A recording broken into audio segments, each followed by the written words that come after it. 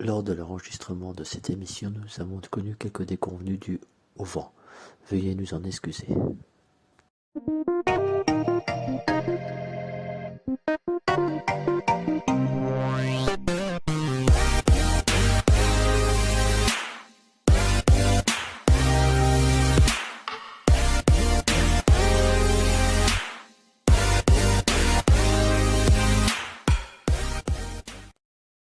Bonjour à tous, bienvenue dans cette nouvelle émission de Bar la Mouche. Aujourd'hui, nous sommes au pied du bureau de Hard and, je vais le prononcer correctement parce que c'est pas facile, Hard and Flies. Donc aujourd'hui, je vais être en compagnie de Romain Diol. Donc Romain Diol est un artiste connu un petit peu dans le monde de l'art. Bonjour Romain, bienvenue dans l'émission. Salut tout le monde. Alors aujourd'hui, on va parler un petit peu de tout. On va parler surtout de l'art et de l'aspect monteur. Parce que Romain a une boutique en ligne. En fait, c'est une boutique virtuelle que vous pouvez trouver grâce à l'adresse qui s'affiche ci-dessous. Romain, bonjour. Alors, on va parler un petit peu de tes peintures, ce que tu fais actuellement. Ouais. Comment t'es venue l'idée de peindre ces toiles? Bah en fait, bon, déjà, il faut savoir que je fais du dessin depuis mon plus jeune âge. J'ai vraiment commencé tout petit à faire du dessin, et puis au fur et à mesure des années, voilà, je me suis essayé à différentes techniques, que ce soit du dessin, tout ce qui va être un peu crayon papier, dessin en noir et blanc, dessin de bande dessinée, à partir de photos. Et en fait, c'est venu un peu en parallèle de ma passion pour la pêche, parce qu'en parallèle du dessin, c'est vrai que j'ai découvert la pêche étant petit, Ouais. avec mon père notamment, et j'y suis revenu plusieurs années après. Et c'est vrai que c'est né un petit peu en parallèle, voilà, de cette passion pour la pêche. Je me suis dit, bah tiens, j'aimerais vraiment pouvoir mettre en valeur, créer des réalisations, voilà, un petit peu toutes ces espèces de poissons un peu qui peuvent nous faire rêver. Et c'était vraiment un petit peu dans l'idée c'était un peu ce mix des deux passions en fait. Ok. Là, on peut voir que tu as quelques toiles ici derrière. Peux-tu nous en parler un petit peu plus de tes toiles et puis les techniques que tu utilises, Ouais. les différentes techniques que tu utilises et pourquoi cette technique plus qu'une autre en fait? D'accord, bah après ce qu'il faut savoir c'est que j'utilise vraiment des techniques assez variées quand je fais mes réalisations, parce que ça peut être aussi bien du dessin comme je disais en noir et blanc, plutôt avec des feutres, avec une encre un petit peu spéciale, comme des travails au feutre ou alors des travails de peinture, que ce soit de l'aquarelle, travail à partir de gouache. Donc là on est essentiellement là par exemple ici sur des dessins vraiment avec des techniques de peinture, avec différentes choses. Là par exemple voilà, on voulait vraiment faire une représentation du bar, qui est un peu le poisson, voilà, les poissons emblématiques un petit peu, voilà. Ok, ouais. Vraiment une représentation vraiment de ce poisson là vraiment sur un fond blanc, pour bien faire ressortir le poisson. Et après on a différentes choses. Donc là j'ai par exemple vraiment un dessin qui a été fait à partir d'une photo qui a été prise lors d'une partie de pêche en fait. Voilà, donc là c'est un peu, je me suis inspiré d'une photo d'un moment, vraiment un moment de pêche, un moment vécu, et vraiment je souhaitais, voilà, quand j'ai vu la photo, je voulais absolument la représenter en peinture, et c'est pour ça voilà, ce dessin là par exemple est né. Après on a différentes, ouais, on a autre chose. Là on a un autre dessin que certains reconnaîtront, parce qu'en fait c'est le dessin qui a servi par exemple à la couverture du livre Le bar à la mouche. Donc là c'est un dessin qui a vraiment été réalisé dans ce cadre là. Ok. Et ça c'est assez cool en fait. Là c'est l'un des derniers dessins que tu as réalisé là. C'est Celui-ci une des dernières réalisations que j'ai pu faire, ou pareil là je voulais voilà, réaliser, encore une fois, mettre en valeur ce magnifique poisson qui est le bar, et qui est vraiment un poisson emblématique pour moi, et sur vraiment un fond, en plus vraiment avec une image, l'image de recréer une scène en fait, ouais, D'accord. vraiment sur un fond, un décor c'est autour cool. en fait. Ah ouais, c'est super cool en fait. Comme vous pouvez voir, les dessins sont vraiment superbes et d'une qualité vraiment géniale. On connaît de nombreux artistes qui exercent, qui sont très reconnus. Il y a des artistes un petit peu partout, des artistes anglais, des artistes belges. Mais en français, il y a Franck Ricot aussi qui est très très populaire. Qui est vraiment un précurseur dans ce domaine. Et est-ce que toi, ces artistes t'ont un petit peu inspiré en fait sur tes techniques? Ouais, bah après, enfin, en tout cas, il y a des choses, oui, il y a des illustrations, ça m'a donné clairement envie aussi de pouvoir travailler sur la réalisation dont on a parlé. Voilà, Franck Ripot qui, voilà, depuis des années réalise déjà des peintures représentant voilà, des scènes, pareil, mettant en scène différentes espèces de poissons. Et c'est vrai que c'est assez scotchant ce travail-là. David Miller, par exemple, qui est un artiste anglais, hein, qui fait des réalisations vraiment à couper le souffle. Enfin, vraiment, c'est des artistes ouais, qui, quelque part, je pense, m'ont motivé aussi, moi, Ah, c'est cool. bah, essayer Ouais, c'est vraiment vraiment d'apporter cool. ma propre patte Je- aux réalisations, en fait. Ouais, c'est vraiment cool. En fait, je vous invite à aller voir sa galerie virtuelle et aussi son magasin en ligne.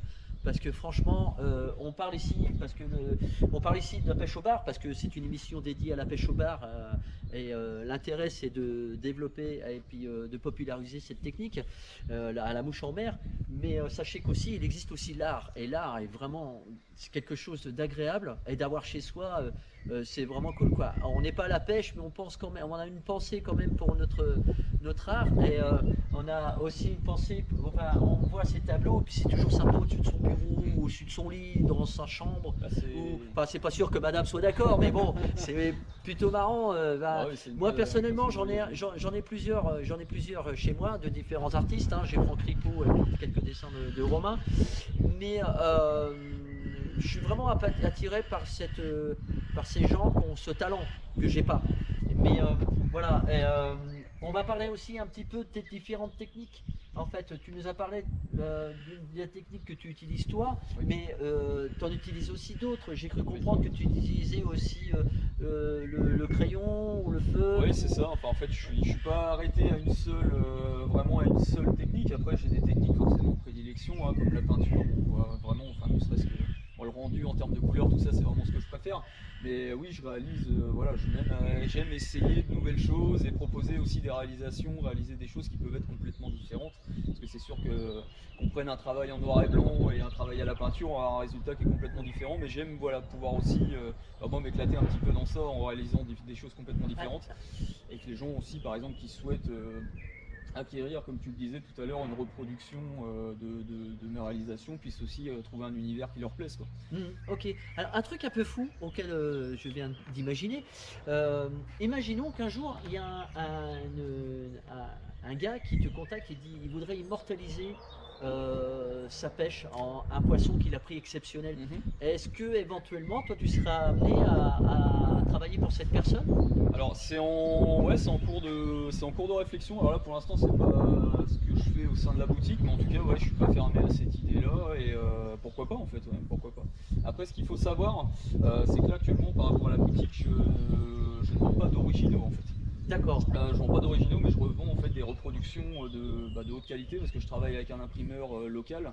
Et là, vraiment, on est sur des reproductions d'art et avec vraiment du papier d'art. Donc, c'est là, comme tu as pu voir, par exemple, là derrière toi, tu es sur quelque chose qui est très très très proche de l'original. Hein. On le voit, Ok, même en s'approchant ouais. Il est vraiment cool celui-là. Franchement, il est vraiment cool. On est vraiment sur quelque chose Ouais. de Et qualité, quoi. peux-tu expliquer à nos téléspectateurs en fait pourquoi tu t'orientes pas, tu vends pas d'originaux et plutôt des reproductions de ton travail?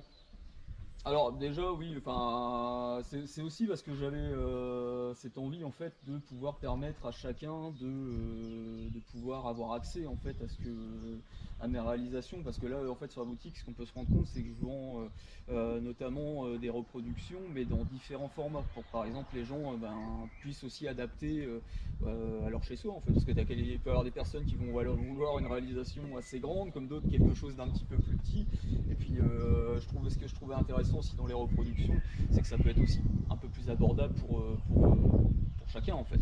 D'accord, ok. Donc en tout cas voilà, ça veut pas dire que dans les années à venir je serai pas amené à vendre des originaux, mais en tout cas là maintenant tout de suite non je ne vends pas, je ne vends pas d'originaux sur la boutique en fait. Ouais, d'accord, ok. Bon, bah, on comprend, hein, mais en parlant de ça, en parlant d'originaux, en fait, pour réaliser de tels dessins, tu comptes à peu près combien de temps, à peu près? Alors c'est assez variable parce que ça va dépendre du format, ça va dépendre de la technique, mais ça m'est déjà arrivé de passer plus d'une vingtaine d'heures sur un dessin, Ah ouais, allègrement, ouais. c'est quand même énorme.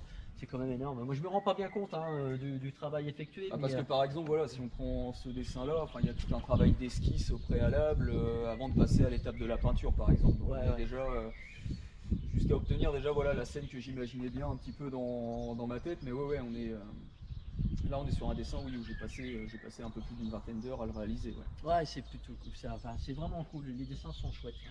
Alors maintenant, on va parler d'un autre aspect aussi de ton côté artiste. En fait, on va parler de montage mouche. Alors, montage mouche, j'ai déjà fait une première émission sur des modèles que je montais moi, et puis pour vous les présenter. Mais là, on va parler d'autre chose. C'est qu'on va parler des modèles qui sont vendus dans la boutique à Romain, et aussi qu'il a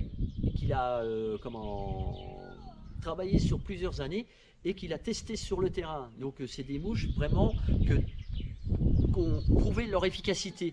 Alors on va te présenter de différentes mouches. Alors on va vous présenter différentes mouches. Alors c'est Romain qui va vous les présenter.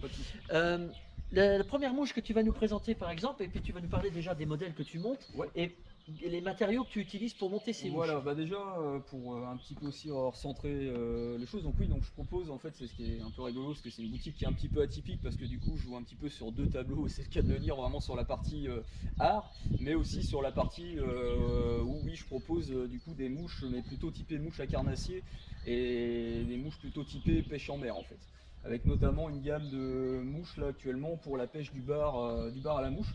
Donc je propose différentes choses. Donc voilà, il y a des mouches une sélection de mouches de différents types de mouches que je vais présenter un petit peu après en fait. Puis je pense que vous les verrez aussi défiler lors de la vidéo. Donc voilà, il y a un premier produit qui est assez intéressant qui est proposé sur la boutique, c'est que je voulais en fait qu'il puisse y avoir un kit en fait.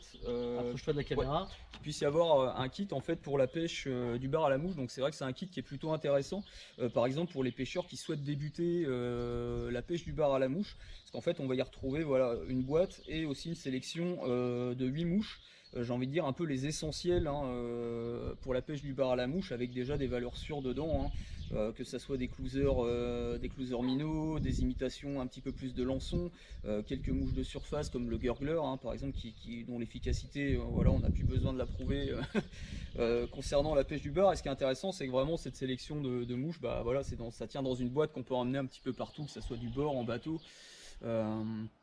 Et comme disait Flavien tout à l'heure, vraiment je tiens beaucoup aussi vraiment à proposer, c'est vraiment des modèles que j'ai pu moi-même tester régulièrement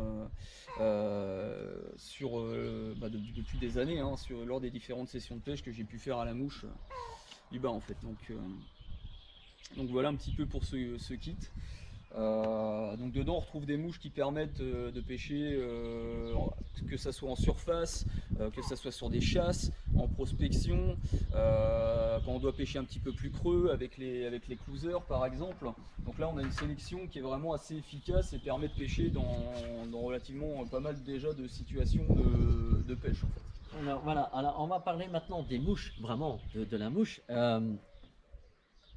Quelle est la mouche que toi tu préfères personnellement en tant que pêcheur? Y a-t-il une mouche que tu préfères pêcher avec? C'est un peu difficile en fait à choisir vraiment un modèle. Après ouais, si je devais lire, on va dire mon modèle un petit peu passe-partout, ce serait vraiment cette imitation là, le lançon Millard en fait, qui est une imitation.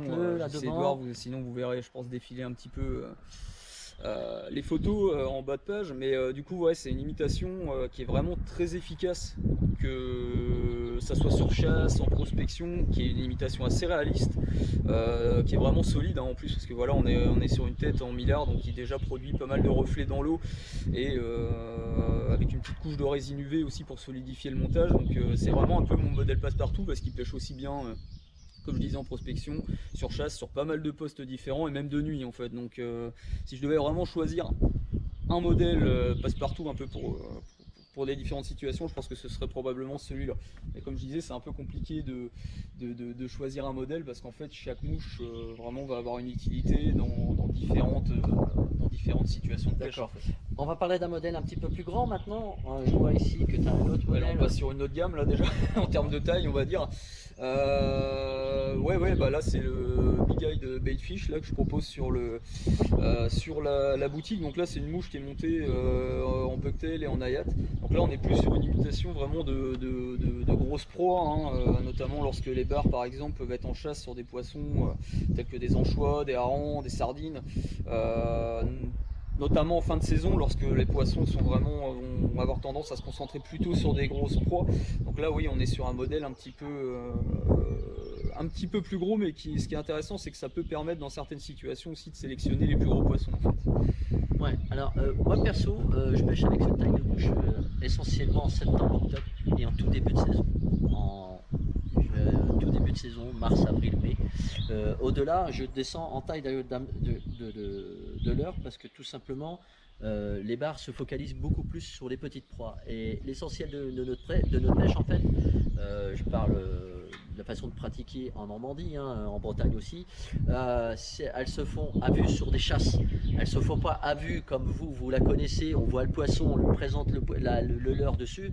Nous, on voit le poisson chasser, on le voit se déplacer, on le distingue dans l'eau et on profite de son déplacement pour shooter. Donc on imagine qu'il faut être très réactif et il ne faut pas des mouches trop lourdes pour pouvoir lancer dans de bonnes situations.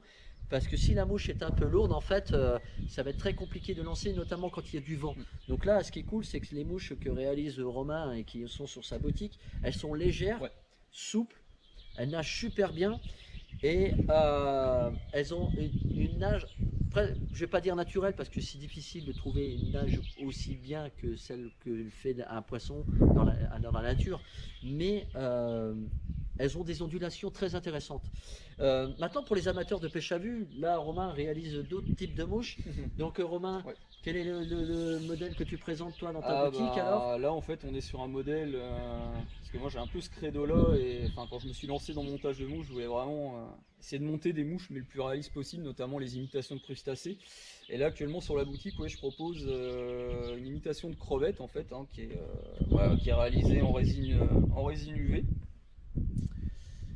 Qui pourrait être un peu inspiré de ce que peut faire notamment Franck Ripaud, hein, qui est vraiment un des précurseurs dans ce domaine-là, hein, en tout cas dans les imitations très réalistes de crevettes. Donc là on est quand même sur un modèle avec des matériaux un petit peu différents quand même, mais vraiment là on est sur une imitation que je trouve très réaliste et qui est aussi bien intéressante pour pêcher à vue que même en pêche de prospection, hein, notamment sur des secteurs où on sait pertinemment que le bar va venir se nourrir de crabes et de crevettes.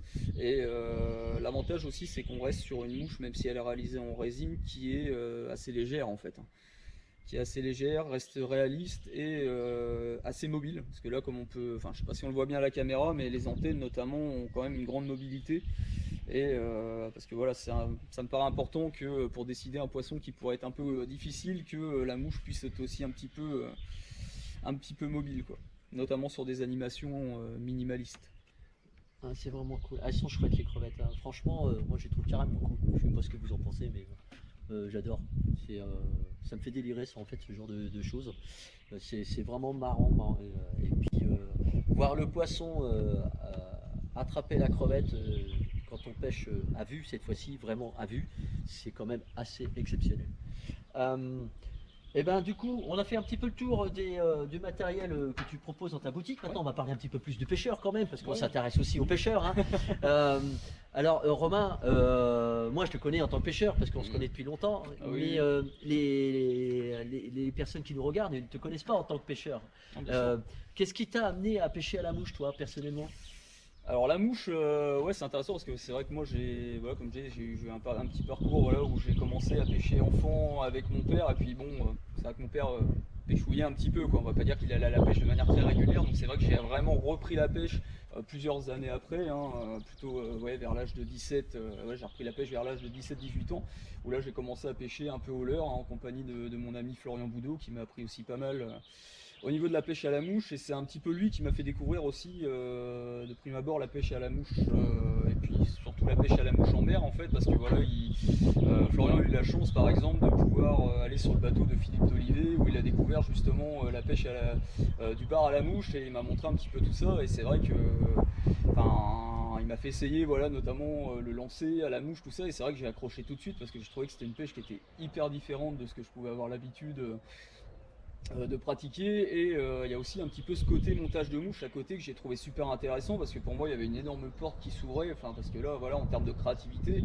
J'ai envie de dire on peut tout faire, quoi. On peut imiter des choses, faut autant imiter la petite puce de mer qu'une imitation de poisson taille assez conséquente, de crabe, de crevettes. Et vraiment, moi j'ai eu cette impression de monde qui s'est ouvert à moi. Et du coup, ouais, ça fait maintenant un peu plus d'une douzaine d'années que je pratique la pêche à la mouche en mer. Et enfin, je me suis éclaté, tout de suite à essayer vraiment de pêcher sur les chinchards, les maquereaux, un peu toutes les espèces qu'on peut avoir sur nos côtes. Et naturellement, ouais, je suis arrivé après à m'intéresser particulièrement à la pêche du bar à la mouche. Mais vraiment, ouais, ça a été pour moi la grande découverte. Et depuis, c'est une passion qui me suit, Ouais, ouais. depuis des années, quoi.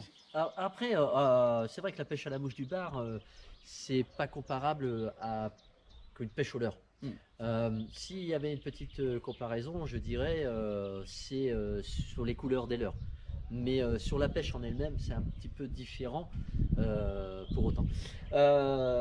Ceci étant, maintenant, si tu avais une anecdote à raconter à nos téléspectateurs, laquelle toi tu envisagerais? Peut-être pour le poisson, peut-être pour c'est peut-être pour la taille du poisson, pour la situation, ou pour le moment vécu, le partage, ou des choses comme ça. Qu'est-ce qui vraiment t'a marqué dans cette aventure que tu as commencé en tant que pêcheur à la mouche? Après, ouais, il y a plein d'aspects. C'est difficile de vraiment choisir juste un point en particulier, mais il y a tellement de choses qui, ouais, là, comme on le disait, c'est pareil en termes ne serait-ce que.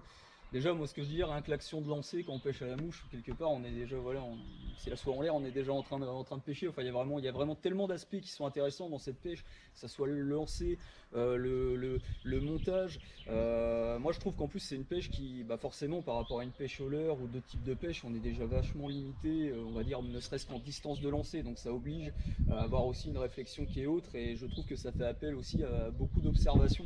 On observe un petit peu plus, je trouve, c'est mon avis, hein. Après, voilà, ça veut pas dire que c'est forcément une vérité, mais pour ma part, en tout cas, je trouve que ça m'a vraiment une technique qui m'a poussé à observer vraiment le milieu qui m'entourait, que ça soit aller observer de plus près l'estran, les potentiels proies dont le beurre peut se nourrir, de chercher justement à les imiter de manière la plus réaliste possible.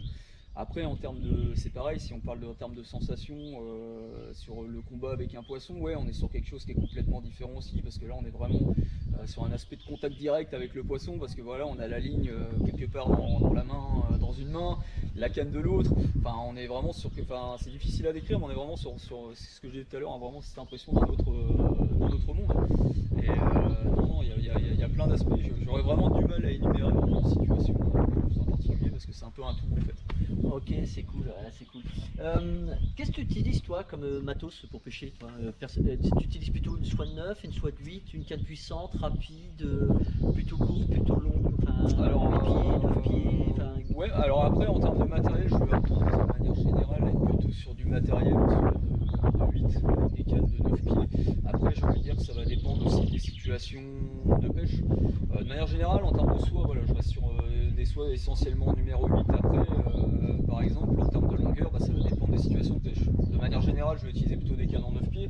Après, si par exemple je pêche en kayak ou en stand-up paddle, comme ça m'arrive régulièrement, là je vais essayer de pêcher avec des cannes plus courtes. Je vais être sur des cannes par exemple qui peuvent être en 7 pieds, 8 pieds, 6, enfin sur des cannes un peu plus courtes. Après en plage c'est pareil, je peux très bien être amené à utiliser des cannes switch pour essayer de gagner des fois un petit peu plus de distance, un peu plus facilement. Mais de manière générale, ouais, je vais rester sur des cannes en numéro 8.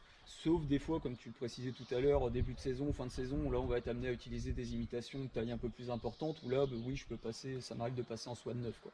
Ou avec des soies plongeantes par exemple, où là ça demande. Voilà, en en fait, ouais, ok. C'est super cool en fait. Et ben, l'émission va arriver à sa fin, hein. Donc, j'étais super content d'avoir interviewé Romain et puis sa boutique et les mouches qui réalise. Romain, un mot de la fin. Donc, peux-tu redonner l'adresse de ta boutique? Ouais, pas de problème. De toute façon, voilà, pour ceux qui sont intéressés, donc il suffit de taper rdartandflies.com sur internet et vous devriez tomber sur la page. Et sachant que je suis aussi présent sur les réseaux sociaux, donc que ça soit Instagram ou Facebook. Donc voilà, n'hésitez pas à suivre la page, comme ça vous permettra de suivre un petit peu l'actualité du site, que ça soit mes différentes réalisations en termes de dessin, de création de mouches, mais aussi entre guillemets de reportage de pêche, hein, parce que j'aime bien aussi poster un petit peu voilà, des choses par rapport à tout ce que je peux vivre un petit peu aussi en action de pêche. Donc voilà, n'hésitez pas en tout cas à aller voir un petit peu tout ça, quoi. Ben merci Romain, Ah, et ben, merci je à vous toi. dis à bientôt et merci d'avoir regardé ma chaîne YouTube, donc Bar la Mouche TV. Si vous avez aimé l'émission, n'hésitez pas à liker, mettre un petit commentaire. Si vous voulez des informations sur la boutique de Romain, n'hésitez Oui. pas aussi à me contacter, je transmettrai à Romain. Ou à me contacter directement via le formulaire du site ou même sur les réseaux sociaux. Voilà, Voilà, vous pouvez contacter aussi Romain donc à travers les réseaux sociaux. Je vous dis à bientôt et on se retrouve très bientôt pour une nouvelle émission. Allez, bye bye. À la prochaine.